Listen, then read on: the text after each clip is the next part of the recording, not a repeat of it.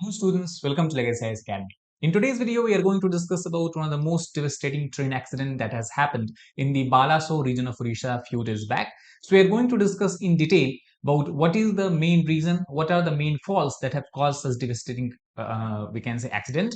What is interlocking system on which the most of blame is being put upon, and we are also going to discuss that how these accidents could be avoided in the future as well. But first of all, to give you the context of this particular issue, recently the Union Minister for Railways, Ashwini Vaishnaw, has said that actually it was change in the configuration of the track that has led to the Coromandel Express smashing into one goods train, and also some of its bogies went and smashed with the other passing by train, which was a passenger train, causing what we can call as a three-way train accident in the Odisha. Now, if you talk about electronic track management system, which is being used by railway these days, this has been basically become the focus of investigations, and it is being blamed that someone must have tampered with this ETMS that has caused such accident. The accident basically has happened in the Balasore region of Odisha, and as a result of this, 275 passengers have died and more than 1,000 are in injured state. So let us first try to understand about interlocking system, which is used by the railways to run the trains across the country. So first of all, to understand this, it is a most important, a very crucial safety mechanism that is used in the operation of train movement on the railway tracks. The main goal or the main objective of the system is to ensure that train movements continue without any conflicts with each other, and also accidents can be prevented. In this sense, earlier this was done in a manual manner by people who were specifically recruited for this, but later on this has been replaced largely by an electronic interface, and that is why these days the system is called as electronic interlocking, or EI in the short. It is a very advanced signaling computer based system that uses electronic components to manage the movement of trains as well as the configuration of the tracks. When we talk about the movement of trains and the configuration of tracks, what do we basically mean is that when the trains are moving, there are multiple trains that are moving at the same time, maybe on the same track. So it is the duty of the electronic interlocking to ensure that unless and until the earlier train has passed at a safe distance or is at a safe distance, the train that is behind is not given the green signal. So that is why train can stop unless and until the line is clear. On the other hand, if you talk about the management of configuration of track, it basically means that if the train has to change the route, what we need to do is basically change the track of the trains, and that is also done by the electronic interlocking system. The EI, which is based on software, is designed to prevent two trains from running on the same track at the same time. And if you talk about in terms of data, out of total about 7,000 stations in India, as of last year, 2,888 stations are equipped with an electronic interlocking system. And in terms of percentage, this makes up almost 45.5% of the Indian Railways network. So how does this interlocking system work? What are its components? So interlocking system basically is made up of three major components. The first component is signals component. Basically, these are nothing but railway signals that you see, which is made up of three lights: green, red, and yellow. Where green means obviously go, red means to stop, and yellow means to wait. So these are installed along the tracks to indicate the status of the track ahead, so the drivers can understand that whether he should move or should stop or wait for the other signal. The second component is most important one, which is called as track circuits. Track circuits are basically electrical circuits, also meantime called as track occupying sensing devices, that detect the presence of the train. And the third device is what we call as points or point system, which are movable section of track which guide the wheels toward either the straight track or the diverging track. For example, if you look at this particular diagram, suppose a train is moving in this particular track, so it can keep moving on the straight line, or it can be diverged to the other line, for example in this line, in this case, by the help of point system. So it is very crucial for train to change tracks, either to change its direction or either to have a safe track without any kind of interruption, and that is where the point system comes into existence. So this is what the interlocking system is based on: signals, track circuit, and the points. Now the question comes that how does the system sense whether the track is occupied or not?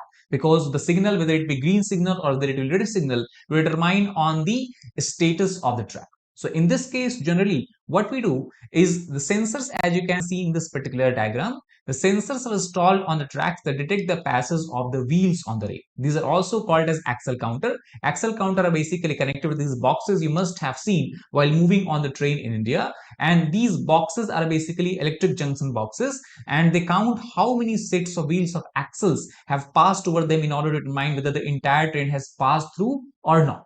If you try to understand it in more detail, we can look at the overall diagram that how does axle counter work. For example, axle counter is basically put on the tracks, and then with the help of electric junction it works, and then the signal is transferred by this electric junction box to the counter basically is calculating the number of wheels, number of axle that has passed over. Then the signal is sent to evaluator, and then the evaluator further send the signal to the railways control room, and then the people in the railways control room can understand that yes, the train has passed, or even the electronic interface can understand this and then can change the signals accordingly. So that is the overall working of the system.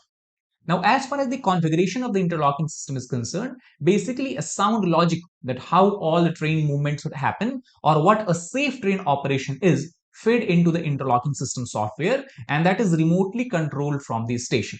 Now, obviously, in earlier days when technology was very basic, the job was done manually, where there was a special recruitment of pointsman in the railways, and this pointsman would physically operate the point to change its direction for an incoming train and to lock it. For example, if train is running on suppose path A, and suppose that later on it has to go and change to path B, or it has to go on track B, it was not done electronically. There was a pointsman. With the help of instrument he will use to change the track of the train so that train can diverge and go on direction of point B. However, this time at least in 45% of the railway network of India, now it is being done electronically.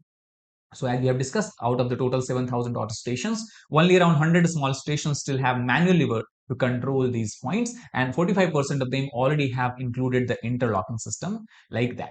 So now question is that how safe is the system? Is it 100% foolproof system? Now obviously it is an electrical system which is made up of three different components as discussed before: the signals, points and track occupancy system.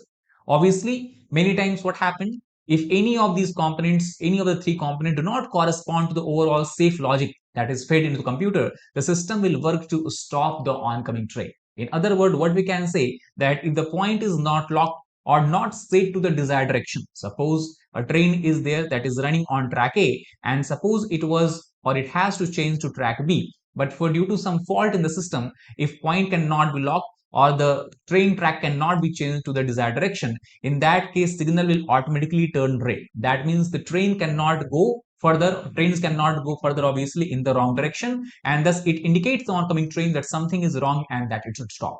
In other way, we can also say that it is a type of what we refer as a fail-safe system. Fail-safe system means that even if all of these three components fails or undergoes some sort of problems, then what will happen? Automatically the signal will become red. That means everywhere all the trains that are present on that tracks will stop, so that the accident actually can be prevented or minimized. This is what we call as a fail-safe systems. So let us try to understand about the recent crash, that how it has happened in Orissa. So let us try to understand this from this particular diagram. Now we can see that Coromandel Express was moving on. Let us say this was track A, and then there was a loop line that was a divergent track, and on the divergent track that we can say B, there was a stationary goods train, and then on the other hand parallelly we have another track C on which there was a Howrah Superfast Express that was coming. It is believed that the Howrah Superfast Express was moving at the velocity of 126 km per hour, while Coromandel Express was moving at somewhere 80 km per hour. Now, what should have happened is that here we can see in the loop line already there is a train. So basically the Coromandel Express should have moved in a straight track or moved on the track A. However, due to certain signaling error, what happened? Coromandel Express was sent into the loop line, and as it was sent to the loop line, due to the pointing, we have discussed about the point mechanism or the point component of the interlocking system. It collided at very fast speed, almost 80 km per hour, and due to the collision, what happened? Few of the railway coaches of the Coromandel Express then jumped and collided with the last coaches of the incoming Howrah Superfast Express, and that is why we are calling it that there are three trains that are involved in the accident that were moving over three different tracks. At least one train was stationary, and that has caused the crash to happen. So as we can see that the signaling failure is suspected to have caused the accident because the Coromandel Express that was basically moving from Chennai to Kolkata was initially given the green signal to enter the main line. Main line means here we can understand enter and move through track A. However, the signal was then taken off, and as the signal was taken off, then it was sent, or we can say it was diverted to the loop line, and there the collision has happened. Now, obviously, if you talk about electronic interlocking system, it is error-proof system and fail-safe system. So, how did this accident happen? So, many experts as of now believe that there must have been some sort of tampering that has happened. Now, this tampering can be accidental or unaccidental. Mostly, if it is accidental, it can happen if there has been some construction work that might have been going on the railway tracks. There might be some digging that might be going on, and that would have interrupted the overall electronic junction or electrical, we can say, network or electrical switches of the entire system that could have caused such large scale catastrophe. So obviously, what will be the plan of railway going forward to prevent such accidents? So railway has commented that regular safety drives are being conducted to make sure that everything is as per laid down protocols. Railway Ministry also has ordered a week-long drive to check that whether all the signaling equipments across India are in perfect order or not. If there are certain problems, then that need to be rectified obviously as soon as possible. And this also includes checking the security protocol around access to relay rooms and other signaling infrastructure, because if it is a deliberate sabotage, that is something we have to ensure that maybe there was some sort of security lapses and some people, some unscrupulous element of society might have tampered with the system, causing this large scale attack. But overall, what we can say in the conclusion, that obviously in last 10, 20, 30 years, we have moved from the manual system, which obviously was not error free. There were a lot of error, manual error, human error involved. Now we have moved to the computer based, software based system, electronic system. However, it is also nothing but a kind of machine. And if machine is there, running of any machine is prone to failures. And obviously, as the railway experts believe that 99.9%, there's no possibility of this particular machine failing. There is always that 1.1% chances of failure. That possibility is always there in all kind of system, and also in this case in railways, electronic interlocking system is not free of that. However, we have to understand that if you look at the overall historical data of railway accidents in India, obviously after bringing in the electronic interlocking system, the number of accidents obviously have reduced to a drastic extent. So we should take lessons, learn lessons, that where we have lacunas in the system, where there are some gaps in the system, and try to plug it as soon as possible to make the railway journey safer for all the Indian citizens. That is all for this today's video. I hope you understood about overall the mechanism of the interlocking system, why and how the railway accident happened in the case of Odisha. Thank you very much.